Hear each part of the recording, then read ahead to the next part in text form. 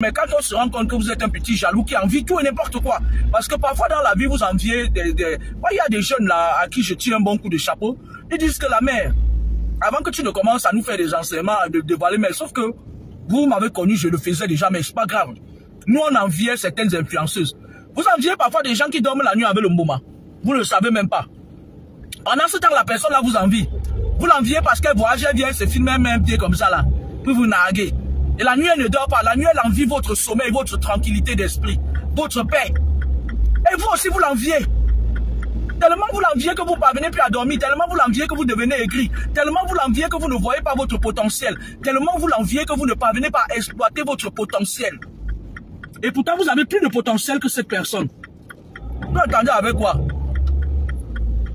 Qu'est-ce que les véhicules là font en rang là-bas? Ils se retrouvent, ah ouais, ils se sont tamponnés les fesses. Ils sont en train de se changer les numéros de téléphone. Quelqu'un tamponne les fesses de ma jolie voiture neuve, il paye seulement le 9, il me donne. Je ne prends même pas l'autre. On n'arrange rien. Je prends que tu payes que le 9, tu me donnes. Ma boune yang yang. Vous entendez un peu, hein? Certaines personnes, eux, ils ne dorment pas. Ils ne dorment pas. Sans citer de nom, sans citer les contemporains, j'ai reçu une jeune fille qui est sur les réseaux sociaux, mais c'était à cœur ouvert. C'est pour ça que je ne cite pas les contemporains, parce que j'ai eu beaucoup de la peine pour elle. Je vais vous dire ce qu'elle m'avait raconté.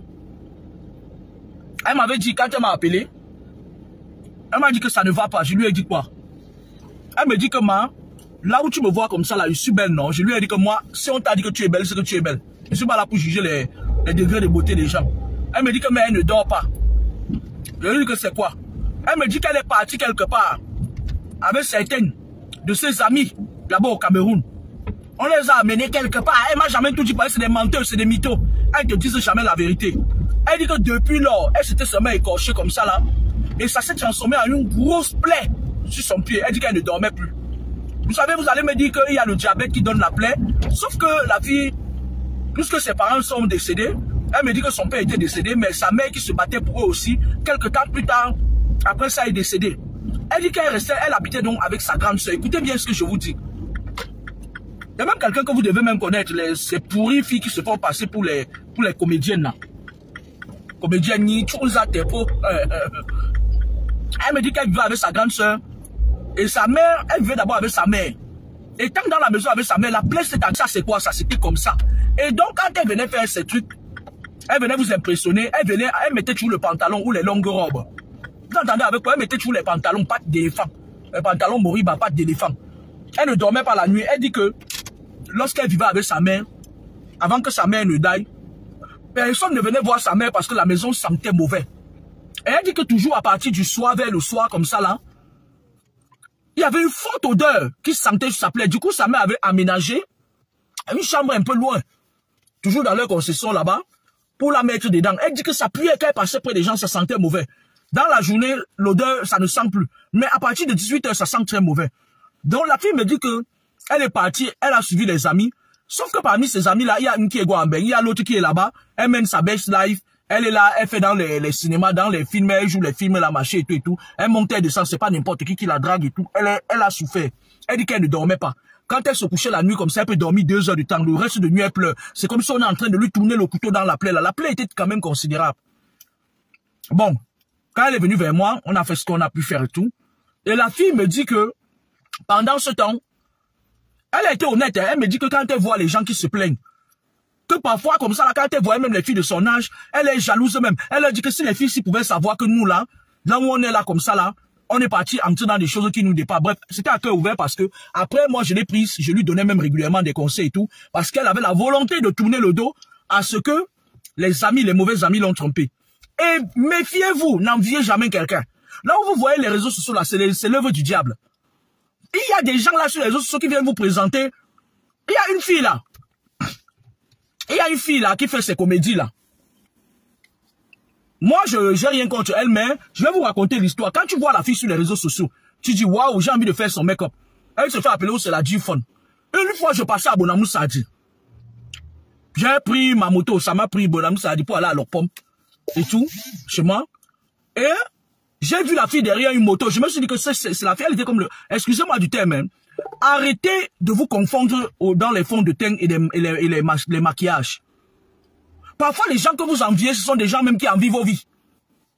Et c'est l'envie, la jalousie, la convoitise qui vous pousse à faire des choses pas possibles, à manger le pota-pota, à manger le pota-puta. Le caca des Dubaïens, là, c'est quoi, là? On appelle ça le pota-pota, non? C'est ça, l'envie, c'est-à-dire que le trouble de la personnalité, c'est-à-dire vous voulez paraître ce que vous n'êtes pas. Arrêtez ça. Dieu donne chaque chose en son temps et à son heure. Quand j'étais encore à Toulouse, j'ai connu une maman. Je revenais d'un voyage et mon train passait par Bordeaux. J'ai connu une maman. Cette maman-là, elle a souffert toute sa vie, elle a fait un enfant. Son enfant a fait des bonnes études. Et il était très amoureux de sa fiancée. Mais sa fiancée, elle, les parents de sa fiancée lui ont dit, il faut que tu partes faire tes études en Italie. Et lorsqu'elle arrivait avant de partir, elle était enceinte de son gars. Elle a accouché.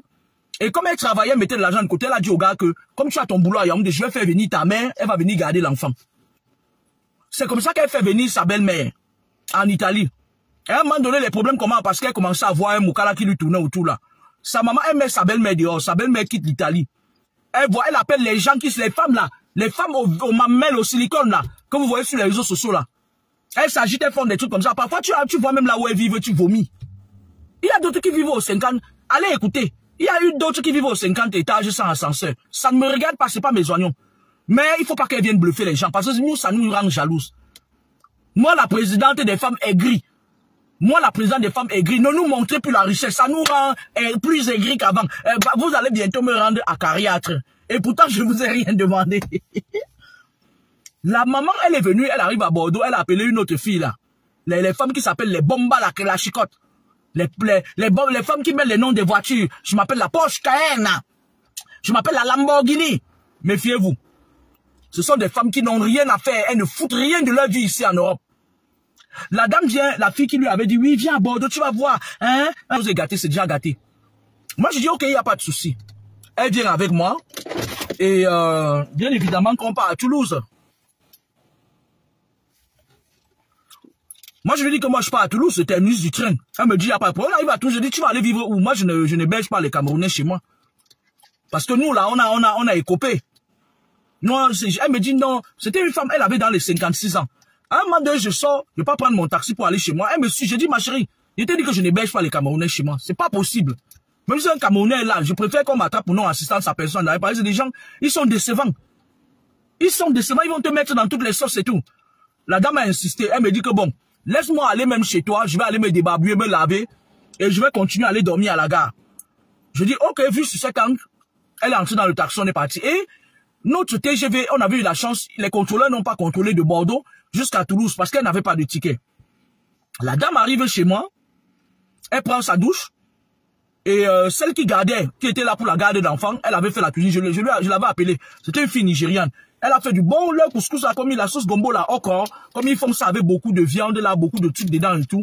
Les crabes, les mouches, les chats, les chiens, mettent tout dedans là. Elle avait fait une bonne sauce gombo. Et quand je suis venu, moi-même, je suis tombé avec le pounded yam. Ta maman là s'est assise, elle a mangé, elle s'est assise que partait avant de manger. Et après, je vois quelqu'un s'allonger, elle se met à dormir. Je dis, ma chérie, tu as dit que tu venais te doucher partir, hein. Moi, je ne veux pas la faire là. Elle se met à pleurer. J'avais un matelas gonflable, j'ai sorti ça, j'ai mis au salon. La dame s'est allongée, elle a dormi et tout. Je suis allé dans ma chambre et tout. Et après, le lendemain matin, elle s'est levée. Elle a fait un gros ménage et tout. Et elle tournait. Elle me dit, est-ce que tu connais les gens du centre ici à Toulouse? Je dis oui.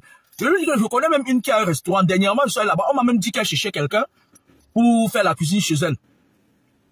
Je l'amène là-bas. Elle avait déjà fait 3 jours chez moi. Je l'amène là-bas. Et effectivement, la fille était à court. Elle n'ouvrait plus parce qu'elle avait besoin de quelqu'un qui fasse la cuisine. Et cette femme cuisinait très bien. Moi, je dis à la dame que tu vas la payer combien? Elle dit 35 € par jour. Quand quelqu'un te dit, ah ben, qui va te payer 35, nous on est passé par là. Quand quelqu'un te dit qu'il va te payer 35 € par jour, attends-toi à ce que tu travailles et puis qu'il te dise que non, c'est 20 € parce qu'il n'y a pas eu de client. Quand la dame a dit 35 €, je dis à la dame, c'est raisonnable. Je lui dis que bon, je lui ai posé le problème, je lui ai dit que c'est une dame. Elle est hondo, comme toi. Maintenant, j'ai entendu que tu pouvais héberger. Elle me dit, oui, il n'y a pas de souci. Hébergement là, c'est la salle où elle met le frigo et sa nourriture. Hein. Tu mets ton matelas là-bas après avoir fini. Et donc la dame a dit que non, elle est prête à tout. Tant qu'il y a là où elle peut se doucher. Donc la dame travaille comme une malade. C'est-à-dire, parfois on vient comme ça là, quand il y a les clients qui vont venir, on la réveille. Et après, la grande dame, effectivement, elle lui donnait pas son argent comme elle voulait. La dame est quand même restée là-bas. C'est l'époque où il y avait des agences matrimoniales. Tu t'inscris, tu te trouves. Je vais vous dire quelque chose. Je ne vais pas raconter toute l'histoire. La dame avait le choix entre deux hommes. Elle n'avait pas les kaolos. Elle est tombée sur un homme qui avait 60 ans. Il voulait seulement la balader partout. Elle est tombée sur un jeune Moukala. 48 ans. La maman, là, elle avait dans un petit village de Montauban. Elle est partie là-bas, laver, ranger, marcher et tout. Tu as dit qu'elle s'est mise à fond. Le type a dit que moi, je cherchais une femme, je prends. Pourtant, c'était pas une jolie maman, hein. Elle avait fait sa part de Sanjansang là-bas, il y a moi, lui a dit que la mère, est-ce que tu étais obligé de faire le Njansang? Ton Njansang là, ça même mauvais. Le Moukala là, c'est une façon de vous dire que ce qui est à toi, sera à toi. On ne force pas le destin. Tu ne peux pas, c'est-à-dire que tu ne peux pas courir plus que ta destinée. Vous voyez les gens sur les réseaux sociaux, dès que vous quittez, vous partez. Je suis sûr que hier, on était en train de parler du jeune Céleste, du jeune Victorien et tout. Je suis sûr que les gars qui voient comment, qui ont vu comment Mengweswe l'a invité, ils sont là maintenant, ils disent, mon Dieu, si je pouvais, si ça pouvait être moi, on l'envie maintenant. Et pourtant, peut-être que c'était sa mort là-bas. Peut-être qu'il allait partir, on va le vider. Parce que quand quelqu'un veut trop quelque chose, il suffit que ça prenne du temps, il n'a plus la même force pour cette chose qu'avant. Tu vas voir d'autres qui vont l'inviter pendant que lui il dit que non, j'attends encore un peu avant d'aller donner mes mortels. Arrêtez d'envier les gens. Arrêtez d'envier les gens. Parfois tu envies quelqu'un, tu peux mourir à sa place. Les envies font que vous accompagnez les amis. Oh viens, on va aller dans un tuyau là, tu te lèves, tu pars. Tu ne sais pas que la chaise que tu as assise sur ça, on a préparé ça pour toi. Oh, on va aller, machin, dans un endroit, tu viens, on dit voilà la chaise, tu t'assois. Le lendemain, on te dit que la chaise là que tu t'étais assis là, c'est la chaise du roi. Tu dois égorger une chèvre. Tu peux acheter la chèvre, on te dit que non, une chèvre c'est ton enfant. C'est simple, hein. C'est comme ça qu'on a eu nos parents, hein. Nos parents étaient dans les réunions, et puis moi je vais dire quelque chose, hein.